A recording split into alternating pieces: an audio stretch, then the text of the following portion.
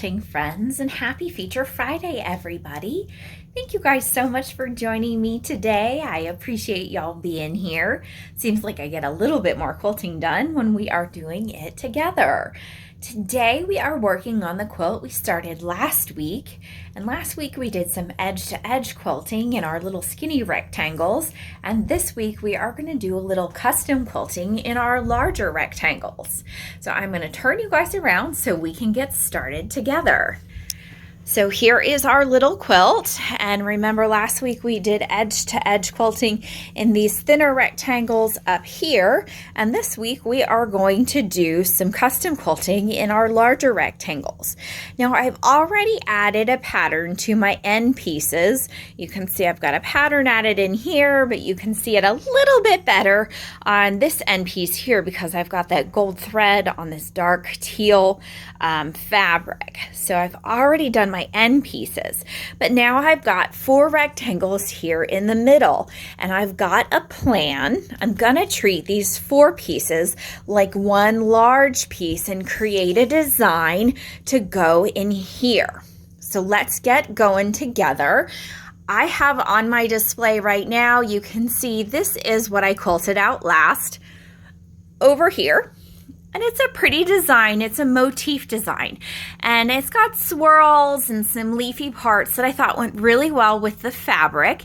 And I've got another design that's similar to this that I've picked out to put in my 4 large rectangles. So let's go ahead and create a new layout space for our 4 large rectangles here and add our next pattern. So I'm in layout, and I'm going to add a new layout box with my plus sign here. And it says set the first point of my pattern box. So I'm going to come over here to the top left corner of this rusty red polka dot, and I'm going to set my first point with my plus sign. I'm going to come down to the bottom left corner and set my plus sign.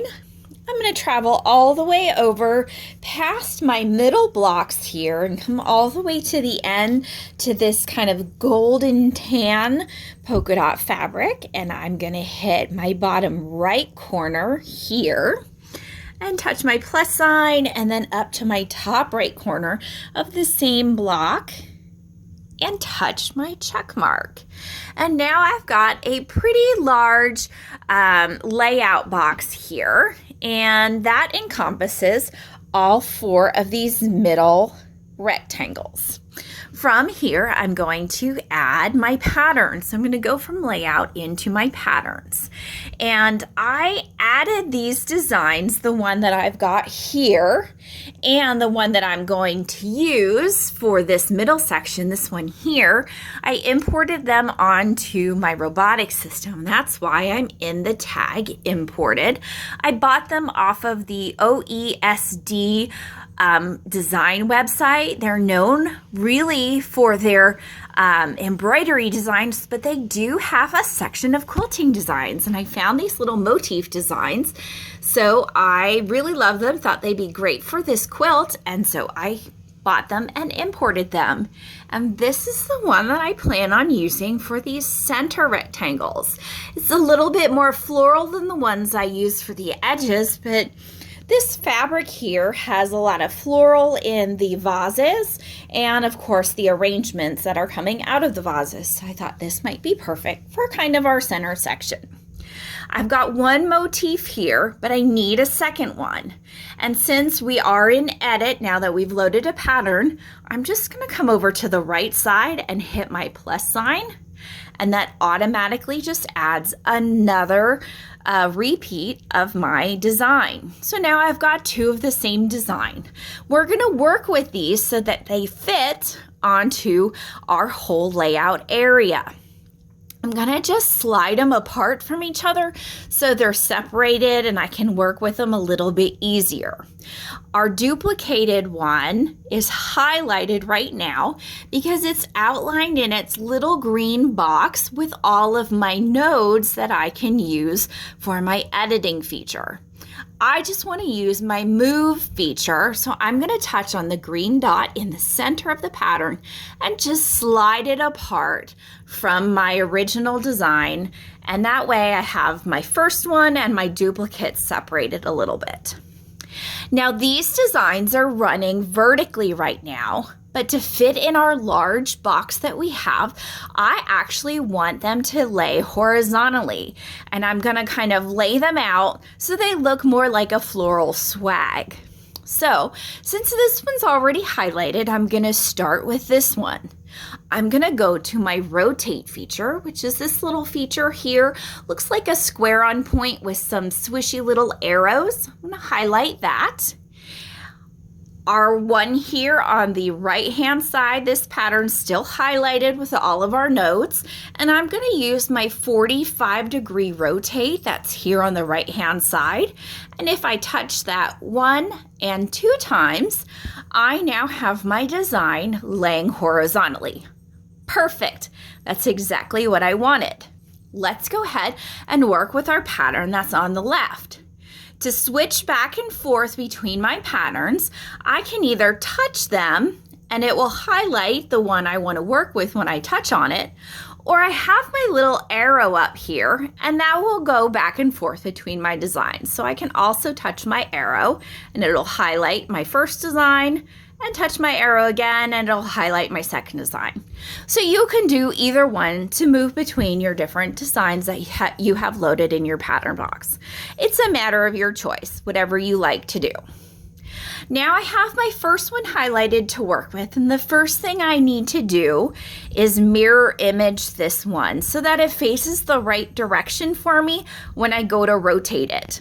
So I'm going to come over here onto the right hand side of my display, and I'm going to touch my right to left mirror image button. And when I do that, it just flips my design the opposite way. Now I can rotate it using my 45-degree that's on the left-hand side. And if I touch that 1, 2 times, it's now kind of the mirror image of my first one. It's just not sitting in the right position. I'm going to bring it inside my box a little bit with my highlighted move button there in the center. So now they're in frame together and they're looking pretty good. But they're a little small, you guys. I want them a bit bigger. When we look down here, I've got some good space here to quilt out in. And since I've got 2 designs, let's say one needs to fit in these 2 rectangles and one needs to fit in these 2 rectangles. So if we split these apart, I did measure this, and my height on here is 9 inches tall, and then with these 2 side by side, they're 12 inches. So I need to adjust the height and width of these a little bit to get them to fit within this box and look a little bit better. So I'm going to go to my scale feature. So I'm going to highlight scale here. And normally you guys see me either use my nodes to make things bigger and smaller, or I adjust things with my slider, or I am famous for using my auto scale button because I like things easy peasy. But because I'm working with 2 different designs that I want them to be the exact same size so it looks nice and even when it gets quilted out here, I'm going to use my set size button. I know the size that this is with these 2 blocks side by side. We got 9 inches tall and 12 inches wide. I'm going to open my set size button, and it lets me know with a keypad that I can enter my width and my height. So I'm going to go ahead and change that to adjust my pattern. So I'm going to make this 8 inches by 11 inches. And now it's taken the size of my design and made that a little bit bigger for my particular block height. I'm going to go ahead and touch on my second design and do the same thing so it matches. I'm going to open my set size and I'm going to change it to 8 inches by 11 inches. And now they both match and they're overlapping each other a little bit. So we need to move them into place where they're centered within the block and within my rectangles here on my quilt. So the first thing I'm going to do is find my center point between the two designs using the center line between my blocks. So I'm going to bring my needle and have it just hover here on the center line between my two blocks. And when I do that, my crosshairs on the screen are now hovering in that same place. So I know that's kind of dividing my layout box in half. Now I can use my move button or my move node and move my design a little bit over so that it's a little bit more in the center of its half. And I'm going to use my grid lines to also help guide me so that I'm evenly spaced down from the top of my layout box and the bottom of my layout box, and I'm evenly spaced off the side too. I'm going to touch on my second pattern, and I'm going to do the same thing. I'm just going to move it over away from the center line. And I tried to kind of use the top line here around my design and line it up with my grid line a little bit. And this is where things get a little bit fiddly and you can move things around the way you want. I'm using my horizontal line of my crosshairs and I'm kind of seeing where it's lined up. I'm going to move it up to the very tippy top of this center swirl inside this flower, where it's lining up with that point. And then I'm going to try to make this one line up on the line in the same exact space. So like I said, this is where you can get fussy. And I have to kind of tell myself sometimes, like, these patterns need to be sisters, not twins. I have to accept that I can't always get them perfect. Kind of like your eyebrows. You want them to be sisters, not twins. They don't have to perfectly match. I'm going to kind of bring my crosshairs down to another point. I'm going to kind of match up these little swirls down here and see if I'm a little bit close. Look how good. See, my crosshair runs straight across and those swirls are touching in the exact same place. Now I'm just going to kind of look on the end here. So I'm looking at the distance between the edge of this swirl and the end of my layout box. And that's kind of half of a grid space. So I'm going to look over here and I'm going to look at the same thing on this side. So the end of my swirl, I've got a kind of a quarter of one grid box and a quarter of another one. I'm just a hair over. So I'm just going to kind of nudge this in just a little bit. You know, I get a little fussy here sometimes, but I want it to look pretty. Okay, I think we're pretty good here. I think they're evenly matched and spaced out. I don't want things overlapping. I want to fill in the whole space. I think this looks really good. So this is a great example of taking a design, repeating it, laying it down on its side instead of its intended direction, and really changing it so that it can be something the way you want. Making a design and taking your creative choices to really give a design a different look. So some people say, oh, automation, it's not creative. This is so creative, you guys. We just changed one design to look completely different in its layout and how it was intended. So I love custom work like this because you really have a lot of choices. So from here, we're going to go ahead and go to our home screen. This is what it's going to look like when it stitches out. It's going to stitch out one design, it's going to stop, it's going to have us tie off, and then it's going to move and start to the next design. So it's going to stitch them out two separately. Like I said, it's not an edge-to-edge design, so it's going to do these separate. My needle is engaged. I'm going to hit my green button to start. My needle is up. It is not down in my fabric, so we're safe. So I'm going to hit my green check mark, and it is going to go to the starting point of our pattern here on the left side.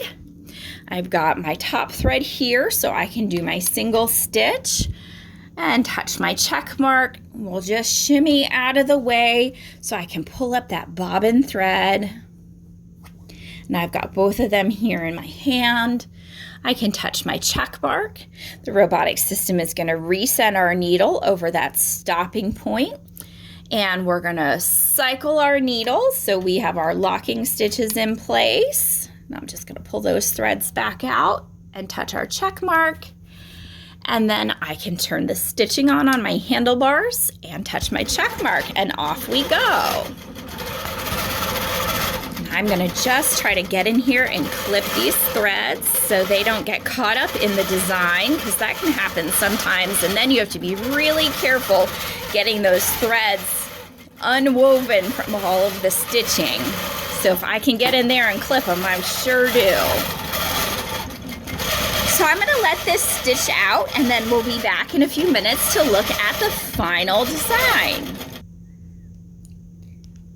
All right, so our patterns are stitched out and done, and I love how this looks, you guys. I am so happy we made these choices.